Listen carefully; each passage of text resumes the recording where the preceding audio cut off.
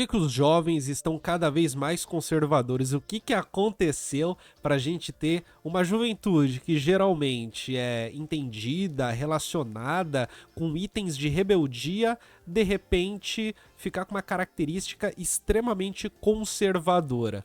Bom, a gente vai falar sobre isso e o Presley Vasconcelos vai nos ajudar nessa missão. Vamos dar uma olhada? Por que o número de jovens conservadores está aumentando aqui no Brasil? A explicação básica é o capitalismo e eu vou te contar mais um pouco sobre isso. Meu nome é Presley, eu sou economista e mestre em economia e falo aqui nas redes sociais de economia para pessoas reais, então já me segue por aqui. Eu fiquei surpreso com o fato dessa nova geração que está vindo agora estar sendo muito mais conservadora, principalmente os rapazes. Basicamente, quando você tem um mecanismo de aprisionamento, de dominação, você tem ele com base na renda. A maturação do capitalismo está fazendo com que fique cada vez mais difícil ter acesso a essa geração de renda, essa geração de riqueza. Então você tem uma competitividade muito grande, inclusive quem está dentro do topo. E aí você junta várias características, como a ascensão econômica de várias classes que não pertencem a essa estrutura do jovem conservador, que também estão ocupando esses mesmos espaços. Isso está fazendo com que venha uma geração nova agora, completamente carregada do conservadorismo e pautas que vão totalmente ao avesso daquilo que a gente esperava que ia ser. Então seria a ascensão, só para entender aqui e tentar interpretar, né? A ascensão daqueles que não pertencem ao círculo conservador faz com que eles se contaminem com o conservadorismo, porque eu sinto que o conservadorismo ele vem muitas vezes de raiz das classes baixas, das camadas mais baixas, né? Parece ser muito relacionado com essa ascensão super potente para eles, né? Da igreja evangélica, do protestantismo, neopentecostal principalmente, essa retomada a valores conservadores como sendo algo essencial num próprio pertencimento, que é religioso, que tem a ver com classe e que tem a ver com local, origem, com conseguir participar das relações de cotidiano e ter uma existência legitimada pelos pares, né? Eu sinto que passa um pouco por isso. Fala internauta, fala Gabriel, tudo bom com vocês? Extrema-direita gasta dinheiro com algoritmo e coopta a juventude. Não sei, é que pode ser, mas eu acho que isso é uma manifestação, é uma prática, é uma coisa, assim. Eu acho que há outros elementos talvez mais cotidianos para entender esse aumento do conservadorismo, e eu sinto que é ligado com a própria vida, estilo de vida, né? Estilo de vida que envolve religião neopentecostal, que envolve essa legitimidade de uma vida neopentecostal. Microburguês diz, eu acho que tem algo a ver com uma luta para reconquistar os privilégios que os pais tinham, né? Para conseguir reproduzir fora da estrutura familiar um tipo de relação de dominação que é muito próprio da estrutura familiar que foi vivida, mas que entra em choque com metade do mundo que se situa fora dessa estrutura familiar. Pode ser. A gente tá passando por mudanças que nem são tão grandes, mas que aos poucos elas colocam pra gente um sentido de, assim, relação entre gêneros, maneira como se entende família, como se entende criação de crianças, por aí vai, tende a entrar em choque com certas formas tradicionais, né? E, bom, o conservadorismo pode aparecer como esse elemento para você fazer se ficar explicitamente mais hegemônico, algo que de certa forma já é hegemônico, que é essa educação tradicional, as relações de gênero, a sua hierarquia tradicional e por aí vai, né? O jovem escolhe a contracultura, sendo assim o conservadorismo hoje é uma contracultura. Vamos falar sobre isso? Ser conservador só está na moda porque virou contracultura. Esse é o Café Radical. Eu tenho uma tese que eu tava pensando nela e eu quero falar disso aqui. Já reparou que ser conservador virou modinha? Gente jovem defendendo os valores tradicionais, atacando o politicamente correto, falando de bons costumes e se dizendo contra o sistema. Mas pera lá, que é sistema? Aí que você percebe o curioso, o conservadorismo... Essa é a Kim Bonfim, tá bom, gente? Virou pop. Tão pop que gera trends, que gera moda, que gera lucro. Só que olha só, durante décadas, ser progressista era nadar contra a corrente. Ser anarquista, ser comunista, era ser contra o sistema. E às vezes só pelo fato de você lutar por direitos civis, por liberdade sexual, por democracia, já era suficiente para você ser preso na ditadura. Tudo isso era uma contestação real. Hoje já não é. Porque hoje, né, Por um bom motivo, essas pautas estão mais integradas socialmente, ainda que precisem de muitas melhorias. É só ver. Ainda que a integração desses assuntos seja uma integração muito no nível mais superficial da coisa, né? Muito no nível mais da propaganda e marketing, talvez. Não exatamente da mudança estrutural, talvez, né? Talvez muito no nível daquilo que, por exemplo, que se abra para uma conversa muito mais sobre opções do que de análise, né? Eu quero dizer. Então, sei lá, mulher pode ser o que ela quiser, pode ser dona de casa se ela quiser. Tá, mas a relação de dominação que existe quando se tem uma pessoa dentro de casa que ela, a esposa, e que não tem renda, a relação de dominação permanece, mesmo que seja escolha. Esse lugar dessa crítica, ele ainda não é um lugar comum, popular.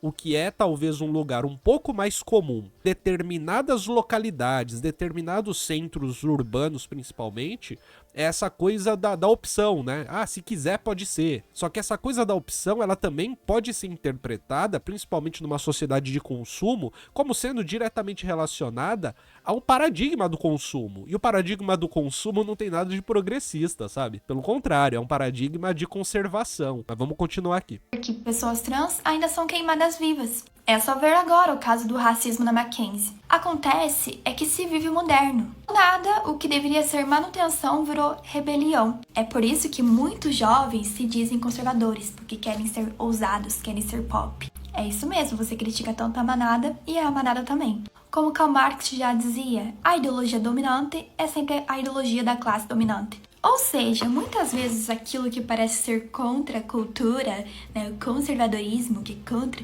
só reforça o sistema do jeito que ele é. No fim das... E aí a gente também entende que quando você tem aí uma batalha no mundo das ideias, né, do progressismo e do conservadorismo, isso é uma batalha no interior da ideologia dominante. Não exatamente é uma batalha de rompimento com a ideologia dominante. As contas desse conservadorismo cool é um produto de consumo, é um produto do capitalismo. E é o tipo de produto que, assim, repare bem, quando um músico tá ficando decadente, o que ele faz? Ele se converte, vira crente, começa a gravar disco gospel e o público dele aumenta. E tem aí mais um suspiro para continuar com a carreira na indústria fonográfica. Para continuar fazendo show, continuar faturando uma grana que já não era mais possível fora do meio gospel, por exemplo. Uma identidade muito própria pro consumo, então, na real, né? Nunca entendi essa tara do politicamente incorreto, diz o Gogol do Pó. É, assim, a tara do politicamente incorreto, eu acho que é uma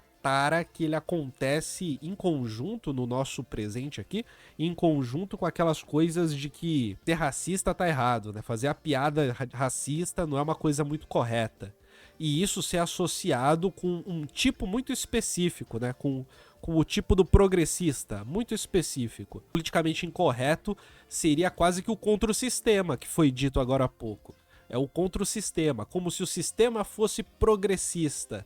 Como se tivesse uma real oposição radical entre esse tipo de progressismo meio liberal e um conservadorismo que, enfim, um conservadorismo muito próprio, né? Tem um terceiro videozinho que eu gostaria de passar, que eu achei legal também, e é o vídeo da Paula Teponte. Por que meninas estão se tornando conservadoras? A gente tá vendo aí uma onda de jovens conservadores, né? E o porquê dos homens aderirem ao conservadorismo é bem óbvio. Por quê? Porque o conservadorismo beneficia os homens. Mas eu não sei se a adesão ao conservadorismo envolve um cálculo racional de benefícios ou malefícios. Porque se envolve a introdução num sistema de pertencimento e de um retorno, às vezes, a uma origem, a um lugar específico, eu não sei se envolve esse cálculo.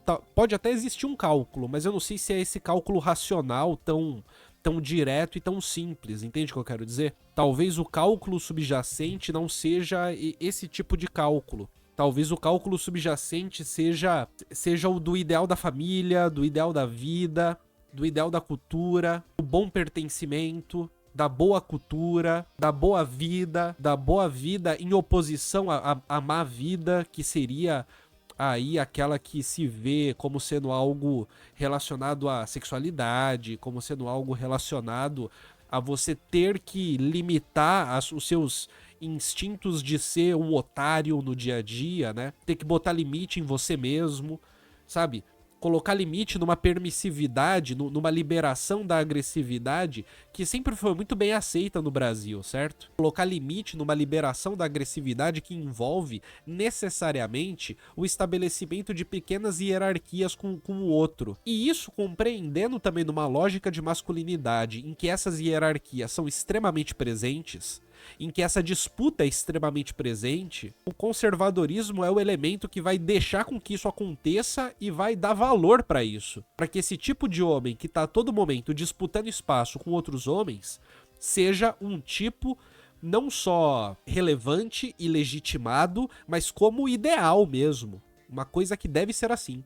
Eu sei que existem milhares de motivos para alguém aderir ao conservadorismo, mas eu queria falar sobre um específico e especificamente sobre meninas que eram liberais e se tornaram conservadoras. Meninas e mulheres são objetificadas, né, sexualizadas na nossa sociedade desde sempre, até aí nenhuma novidade. Mas eu sinto que depois da internet isso se tornou muito mais intenso, principalmente para meninas. Porque elas já são ensinadas a buscar a aprovação masculina desde sempre, né, gente? Assim, eu acho que também existe um ganho para mulheres do conservadorismo.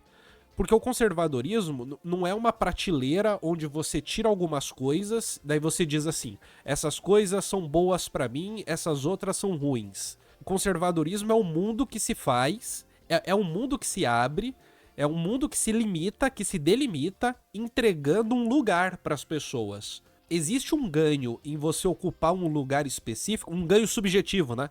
Em você ocupar um lugar específico da dona de casa, que espera o marido, que é o cabeça da família. Existe um ganho específico de pertencimento, de localização e de uma ideia já muito montada de como você deve ser em sociedade.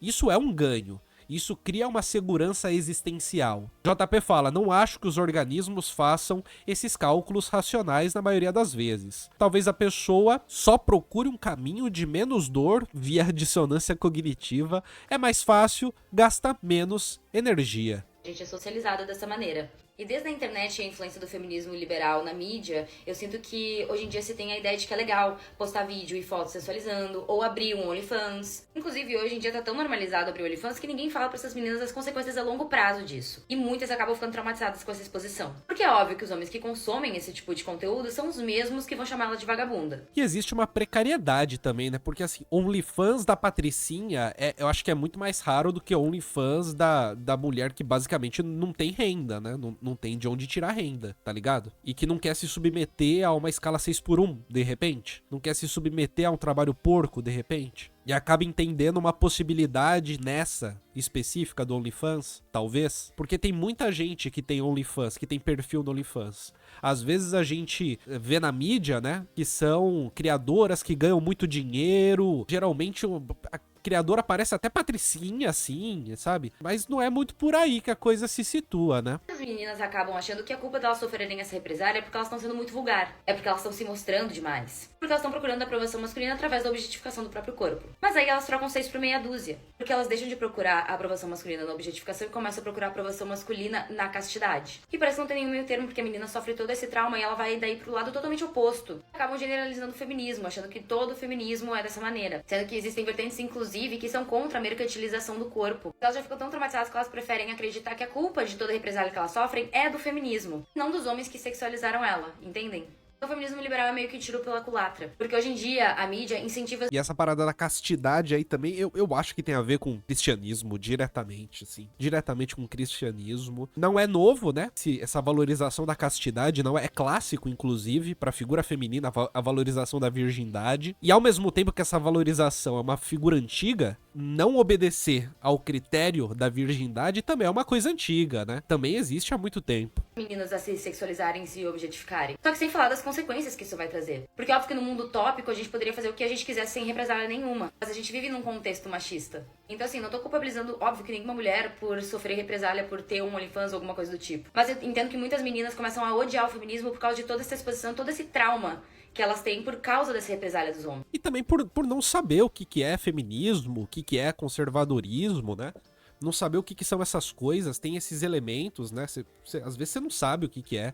Você tá ali lidando com coisas que você não tem ideia do que é, assim. Você não aprendeu. Você tá sendo jogada numa rede social que tem gente fazendo conteúdo. E, cara, conteúdo de redes sociais de 1 minuto não foi feito pra ensinar, foi feito pra entreter. Foi feito pra capturar, pra te entreter, fazer você ficar ali vendo o vídeo. 1 minuto não é tempo pra ensinar alguma coisa. Você pode ter a sensação de que foi ensinado, mas o ensino de fato não é assim que se faz, né?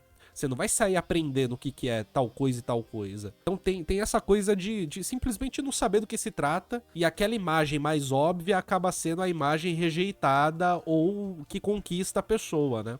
Elas acabam encontrando no conservadorismo um abrigo. E de fato, né, vira um abrigo também na falta de entendimento de o que é conservadorismo, mas o abrigo não é no conservadorismo enquanto uma ideologia, não sei, é no abrigo enquanto o mundo que se cria, né? JP fala, já vi aluna minha no ensino médio vendendo pack no TikTok com 15 anos, o bagulho tá virado no giraia.